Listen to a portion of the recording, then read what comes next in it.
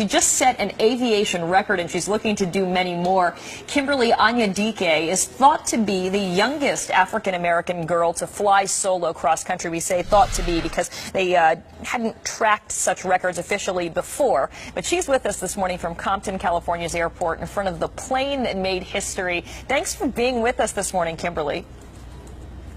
It's a pleasure to be with you this morning. Thank you. Well, I was amazed when I read about your story. You flew 7,000 miles. You flew from Compton, California, all the way over to Newport News, Virginia, and back again in 13 days. What was that like, taking on such a huge undertaking in the sky?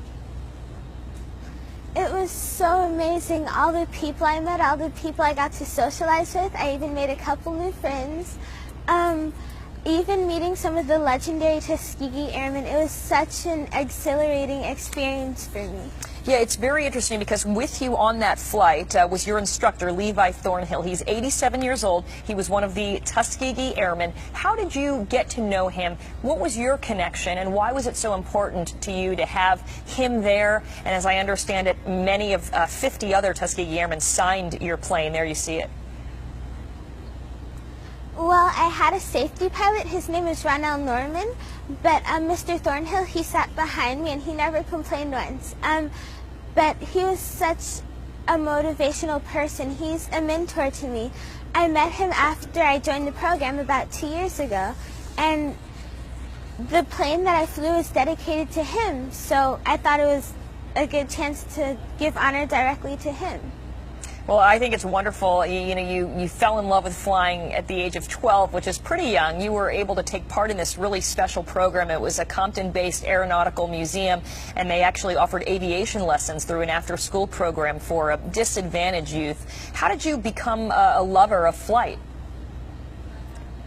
Well, I think I've always been interested in flight, but when we read about tomorrow's aeronautical museum, we thought it was such an amazing way to, put the idea to practical means. So we decided to take a demo flight, and ever since we were hooked.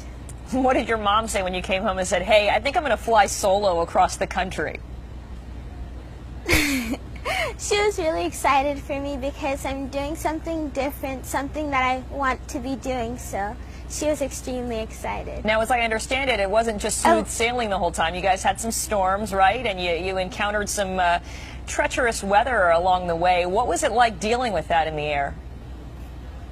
It made me kind of nervous because all these things that I was facing were some new things, so I was just acting upon my instincts and stuff like that, and I've learned to stop over-controlling and to be more in control of the plane, so I thought that was a really good experience. So now I feel like I'm prepared for the worst. And you're also prepared, as you want to do, break some more records. This is what you want to do now. You want to become the youngest African-American girl to fly four single-engine planes and 2 helicopters in one day. Where did you come up with that?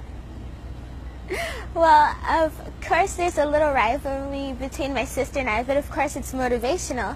So I wanted to have my license by the time I'm 17, and I thought it was a cool way to kind of live my dream, I guess. And your sister's older than you, right? She also set records prior to you getting involved. So as you said, it's a friendly sibling rivalry. But forget all of this. Your ultimate goal is to become a cardiovascular surgeon one day as well, right? Yeah. All right. Well, it's my dream. It's your dream. I got to tell you, you're an inspiration. I think it's wonderful, and just proof that you can get out there, think something is impossible, and do it anyway. And so you got a wonderful, wonderful story, Kimberly. And thanks for joining us this morning. Thank you.